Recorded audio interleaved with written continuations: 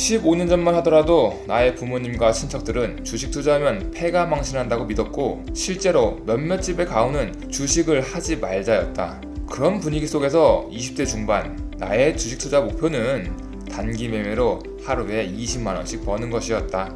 상한가 따라잡기, 테마주 공략법, 차트 분석, 보조지표 매매, 퀀트 등을 이용해서 매일매일 20만원 버는 방법만 알아내면 취업 걱정 없이, 부모님의 걱정 없이, 남의 눈치 볼 것도 없이 스스로 독립하여 전업투자자로 살면 참 행복하겠다는 생각을 했었다.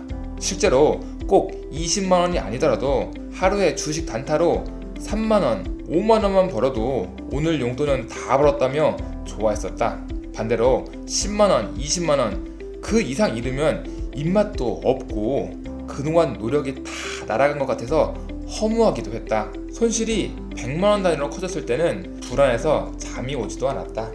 그렇게 시간이 지나 취업하고 30대가 되면서 나의 주식 투자 금액은 커졌다. 투자 시드도 늘고 경험도 늘자 몇십만원, 몇백만원 손실을 기록하는 건 그냥 껌이라고 생각했다. 투자하면 그 정도는 잃을 수 있지 라고 태연하게 받아들이기 시작했다. 하지만 종종 찾아오는 주식시장의 위기 속에서 평가 손실이 1000만원 단위가 되면 분위기는 달라졌다. 그러면 그렇지, 내가 왜 주식 투자해서 이렇게 힘들게 살까? 예적금이 나면서 행복하게 살걸. 1000원, 만원 아끼겠다고 먹고 싶은 거 못 먹고 입고 싶은 거 안 입으면서 힘들게 돈을 모았는데 주식으로 1000만원 단위로 손실을 기록하니까 정신적으로 힘들었다. 앞으로 주식에 손대면 내가 사람이 아니라고 생각했던 적도 있다. 그렇게 또 시간이 지나 40대가 됐다. 각종 어려움 속에서도 어떻게든 버티고 투자하다 보니 투자금도 많이 늘어났다.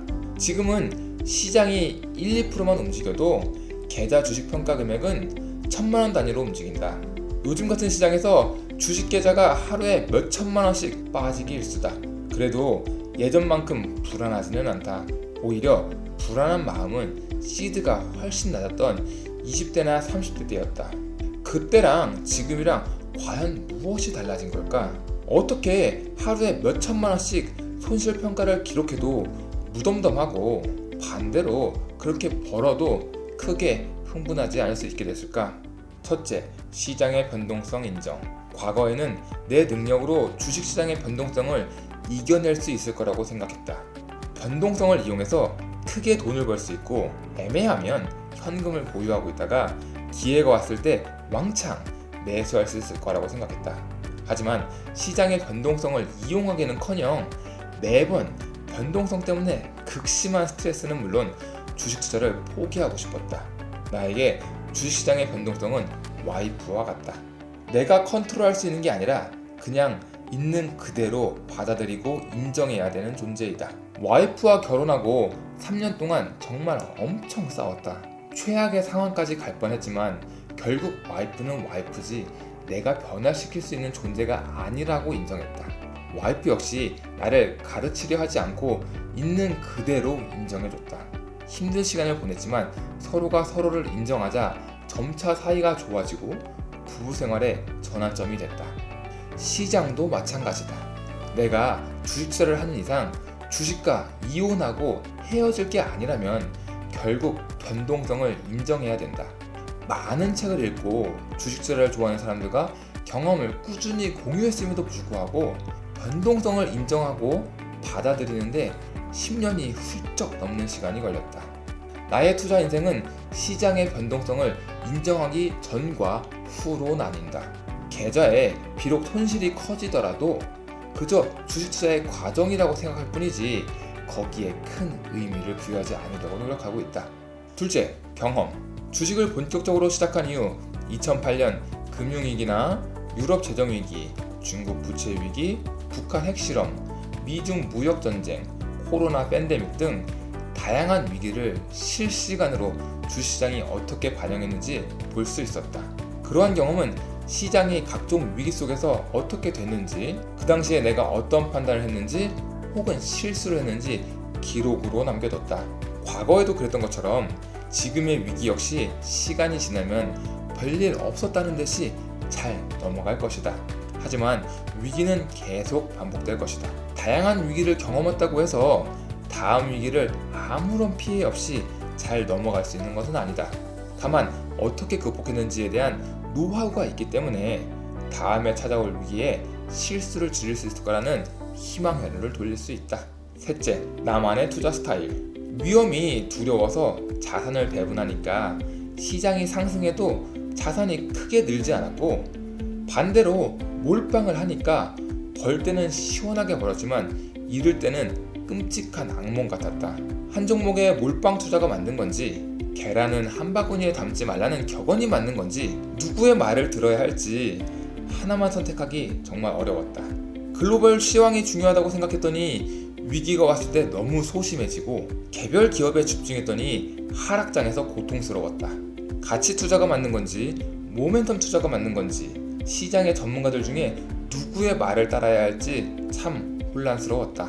시간이 지나고 보니 시장에서 모두가 돈 버는 최고의 딱 한 가지 방법이 없다는 걸 뼈저리게 느꼈다. 워런 버핏이 알려준 좋은 투자 전략이라도 사람에 따라 맞지 않을 수 있다. 속된 말로 줘도 못 먹는다.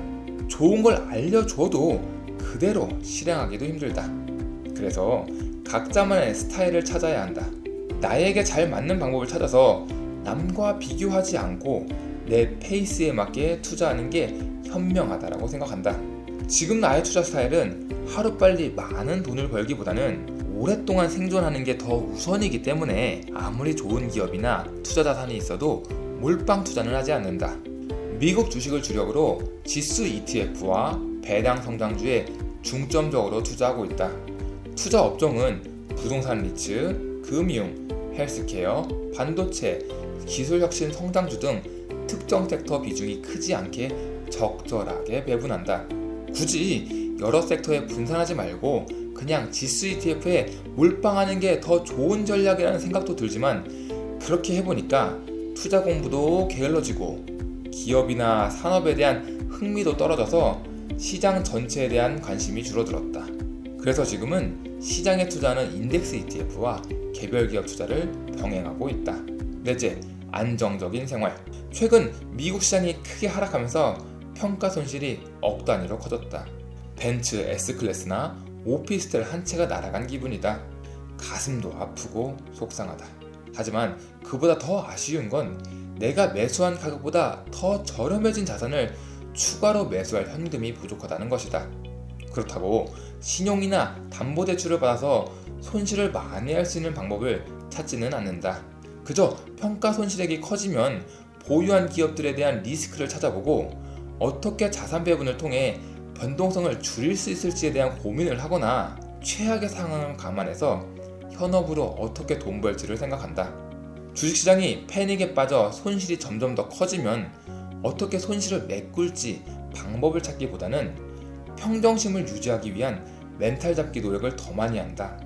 왜냐하면 개인의 투자 성패에 있어 다양한 지식이나 각종 자료보다 더 중요한 것이 심리라고 생각한다. 내 감정을 내가 컨트롤할 수 있는 멘탈 관리는 아무리 강조해도 부족함이 없다. 멘탈 관리에 있어 가장 큰 도움은 안정적인 생활에서 나온다. 의외로 주식 투자의 최대 목표는 블랙스완 같은 각종 경제 위기가 아니라 스스로의 우울감이나 자책 혹은 가정의 불화일 수 있다. 순간의 심적 동요가 투자 실패로 이어질 수 있는 것이다. 그래서 주식 계좌를 보고 온통 마이너스로 도배가 되어 있으면 뭔가 매매를 통해서 해결하지 않고 가급적 운동을 열심히 한다. 운동하고 산책하다 보면 의외로 좋은 아이디어가 떠오르기도 한다. 혹은 몸에 좋은 음식을 먹거나 편하게 음악을 들으면서 좋아하는 책들이나 본다. 주말이면 가족들과 추억을 만들러 교회로 나간다. 물론 말은 이렇게 해도 솔직히 힘든 건 힘들다. 어딘가에 의지하고 싶을 때도 많다. 속으로 시원하게 욕도 한다. 하지만 과거 시장이 폭락하면 더 주식에 파고들었던 20대, 30대 시절과는 확실히 달라졌다. 어떻게 하루에 몇천만 원씩 손실을 보고도 담담할 수 있을지 생각해보니 결국 핵심은 두 가지였다. 첫째, 부족하지만 주식시장을 이해하고 투자할 수 있는 나만의 그릇이 커졌다. 둘째, 올바른 투자를 하고 있다라는 확고한 신념을 가지고 있다. 그 신념은 내가 어떤 자산에 투자했는지, 내 컨디션은 어떤지, 내가 하루하루 어떤 루틴을 보내고 있는지에서 나온다. 절대 다른 사람의 말을 듣고 생기지 않았다. 그래서 투자의 최종 판단은 결국 스스로가 해야 된다. 더 많이 운동하고 좋은 거 많이 먹고 자신을 더 많이 사랑하자. 이게 강철 멘탈로 가는 지름길이다.